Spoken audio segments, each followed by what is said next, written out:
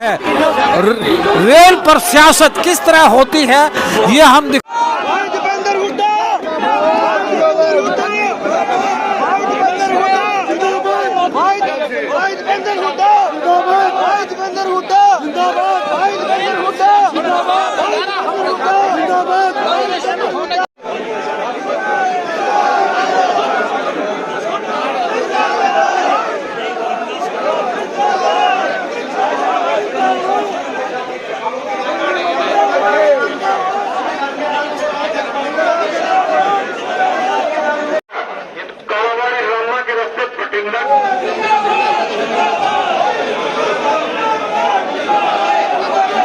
झांसी में करी थी 2013 के अंदर रेल रोड रैली। आप में से बहुत से लोग उस रैली में उपस्थित होंगे, पत्रकार साथी भी उपस्थित होंगे। उस समय के रेल मंत्री मल्लिकार्जुन खड़गे जी आए थे और यहाँ पर डबवाली तक 4 लेन की सड़क, 6 लेन की और झांसी मेम रोहतक रेल की लाइन का शिलान्यास कर काम शुरू करवाने का काम उस समय 2013 में हुआ था। लेकिन वो 2013 में जो शिलान्यास किया गया उसके पीछे बहुत प्रयास रहे और हम धन्यवाद करना चाहते हैं हरियाणा की उस समय की सरकार का और हुड्डा साहब का। चलकर हादसे को आने वाली मेल एक्सप्रेस गाड़ी कुछ ही समय में लाइन नंबर 1 पर आ रही है। एक लाइन में खत्म कर देते हैं। से चलकर हादसे को आने वाली हम धन्यवाद करते हैं कि 2011 में उन्होंने फैसला किया कि इसका खर्चा हरियाणा की प्रदेश सरकार खर्चे आधे से ज्यादा खर्चा और भूमि अधिग्रहण का पूरा खर्चा हरियाणा की प्रदेश सरकार करेगी। ये जब लिखित में दिया केंद्र सरकार को, प्लानिंग कमीशन ने ये रिजेक्ट कर दी थी लाइन। बहुत अथक प्रयासों से लाइन दोबारा मंजूर हुई और 400 करोड़ रुपए 2012-13 के रेल बजट में आवंटित होकर फाउंडेशन स्टोन रखा गया रेल की लाइन। मगर उसके बाद ये नई सरकार बनी, खट्टर सरकार, और इन्होंने कहा मुख्यमंत्री जी ने कि इसकी फाइल गुम हो गई। इन्होंने कहा कि भाई इसकी फाइल, जब सेक्शन 4 हो चुका था, सेक्शन 6 हो चुका था, रेल बजट में सारा पैसा आवंटित हो चुका था, उसके बाद भी किसी मुख्यमंत्री के स्तर के व्यक्ति को ये कहना कि इसकी फाइल नहीं मिल रही, ये दुर्भाग्य की बात है। जब उन्होंने कहा तो यहाँ पे झांसी में हमने धरना दिया था। जो आज के मौजूदा विधायक हैं बयाना जी, वो भी उस धरने में उपस्थित थे। वो जो मौजूदा विधायक है वो शिलान्यास के कार्यक्रम में भी आप उपस्थित थे और यहाँ के धरने में भी, जो यहाँ भी दिया था और महम में भी धरना दिया था। कितना उसमें धरने में हमने कहा था कि भाई ये जब जमीन एक्वायर हो चुकी है, काम टेंडर सब कुछ हो चुका है, तो इस पे काम शुरू कराने में देर ना करे सरकार, काम शुरू कराए, नहीं तो जो संघर्ष करना पड़ेगा विपक्ष में भी वो संघर्ष करेंगे, रेल भी चलाएंगे और इनकी रेल भी बनवाएंगे। तो भाई रेल तो चला दी, अब बारी दूसरे, हमने 2 बातें कही थी, तो भाई रेल तो चला दी, अब इस सरकार की रेल भी बनाएंगे और भाई इस सरकार को हरियाणा की सत्ता से बाहर उस रेलगाड़ी में बिठाकर बाहर करने का काम करेंगे। ये इस सरकार की कार्यशैली का इस सरकार की विकासहीन कार्यशैली का प्रमाण है कि 10 साल के बाद भी, 10 साल की सरकार के बाद भी प्रधानमंत्री जी को अगर बुलाया गया हरियाणा में चुनावी सीजन में, तो हमारे द्वारा शुरू कराए गए विकास कार्यों का फीता कटवाया गया। यानी कि इनके 10 साल में क्या काम किया, नहीं किया, 1 इंच रेल की लाइन नहीं आई, 1 खंभा मेट्रो आगे नहीं बढ़ा। ये आज इस सरकार की विकासहीन कार्यशैली का प्रतीक है और इसीलिए हम संकल्प करते हैं, जो सपना देखा था ये कॉरिडोर का, विकास का कॉरिडोर, जैसे जीटी रोड दिल्ली से चंडीगढ़ और जैसे दिल्ली से जयपुर की तरफ विकास, उसी तरीके से दिल्ली, रोहतक, हिसार, सिरसा, ये हरियाणा का ज़्यादातर आबादी जिस रोड पे रहती है, ये भी उसी प्रकार से विकास की धुरी बने। इसी सोच के साथ ये 4 लेन का हाईवे बना था, इसी सोच के साथ ये रेल की लाइन बिछवाने का हमने काम किया था, इसी सोच के साथ हिसार में हमने एयरपोर्ट मंजूर कराया था और महम के अंदर अंतर्राष्ट्रीय एयरपोर्ट मंजूर कराया था।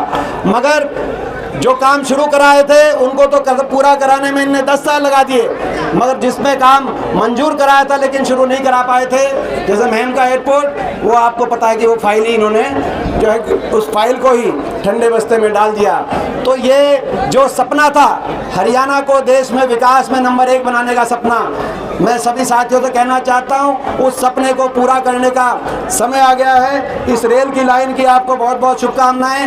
लड्डू भी हैं इस अवसर पर हमारे साथियों ने जो, और भाई केले भी हैं जो भाई जिसके लड्डू भी हैं, भाई मिठाई भी है और भगवान की मिठाई भी है, तो केले भगवान की मिठाई है। मैं शब्दों के साथ शुभकामनाएं देते हुए रेल में सारे बैठ के चलेंगे।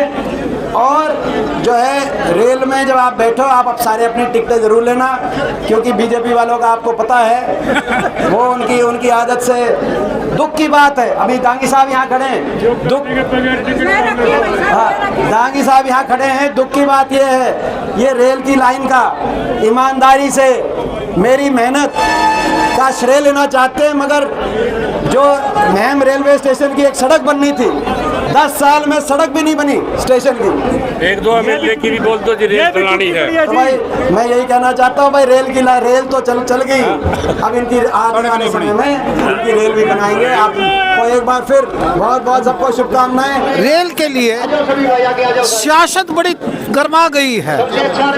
मोदी जी ने इसका इनॉग्रेशन किया इस रेल का, और अब कांग्रेस जी पार्टी श्रेय लेना चाहती है। यहाँ दीपेंद्र हुड्डा यहाँ आएंगे, कांग्रेसियों का जमावड़ा आप देख सकते हैं यहाँ पर। तो ये मेरे साथ हैं किरण मलिक जी जो महामंत्री हैं, प्रदेश महासचिव हैं और मैनेजमेंट कमेटी की मेंबर हैं। ये क्या चक्कर है कि सारी सियासत रेल पे ही चलेगी क्या? नहीं, देखिए जिन्होंने इसकी शुरुआत की है श्रेय उसको ही जाना चाहिए। इन्होंने तो ये प्रोजेक्ट डम कर दिया था बाकायदा। भाई साहब ने राज्यसभा में क्वेश्चन अपना क्वेश्चन लगा के इस चीज को दोबारा रिन्यू करवाया। बीच में तो ये जो जितना प्रोजेक्ट था वो खड्डे में डाल दिया था इन लोगों ने। ये तो डॉक्यूमेंट्स बोलते हैं यहाँ पे बाकायदा। ये जो इलाका है ये इस चीज का साक्षी रहा है, इस चीज का साक्षी रहा है कि जब रेल रोड रैली यहाँ पे हुई थी, इसका भी उद्घाटन हुआ था, हमारे ये 4 लेन प्रोजेक्ट का भी उद्घाटन एक साथ हुआ है और इसकी शुरुआत हुई थी। उस टाइम नींव का पत्थर रखा गया था। तो ये चीजें डॉक्यूमेंट्स बोलते हैं, कोई झूठ नहीं बोल रही कांग्रेस। आप नहीं, बीजेपी अगर इसका इनॉग्रेशन करती है, प्रधानमंत्री इनॉग्रेशन करती है, बीजेपी काल के अंदर ये रेल लाइन बिछी और गाड़ी चली तो उन्होंने कर दिया, तो आपको क्या दर्द है? नहीं, हमें कोई दर्द नहीं है। हम तो अपना देखो श्रेय भाई साहब का लाया हुआ प्रोजेक्ट है। निमंत्रण भी गया, बजट पास कांग्रेस के टाइम में हुआ था, नींव कांग्रेस के टाइम में रखी गई थी। ये तो सिर्फ फीता काटने वाले लोग हैं। जो रेवाड़ी में उन्होंने फीता काटा है वो भी कांग्रेस का प्रोजेक्ट था, और यहाँ फीता काटा है इस रेल लाइन का वो भी कांग्रेस का प्रोजेक्ट था। ये श्रेय कहना चाहती है? हाँ बिल्कुल कांग्रेस को जाता है, इसका श्रेय कांग्रेस को जाता है। ठीक है, बस बीजेपी यानी कि झूठी वाहवाही ले रही है। बिल्कुल बिल्कुल, मोदी जी ने गलत रिमोट से इसका इनॉग्रेशन हाँ किया। मोदी जी तो फिर फीता काटने वाला का श्रेय मोदी जी लेना। फीता काटने वाले मोदी जी हैं, वो पूरे देश में फीता काटते घूम रहे हैं। काम करे अपने दीपेंद्र और उसका क्रेडिट ले अपना नरेंद्र। हाँ बता दो जी। मैं ये कहना चाहता हूँ ये रेलवे का प्रोजेक्ट छोटा नहीं है। एशिया के अंदर हमारा रेल नेटवर्क सबसे बड़ा नेटवर्क है हिंदुस्तान का।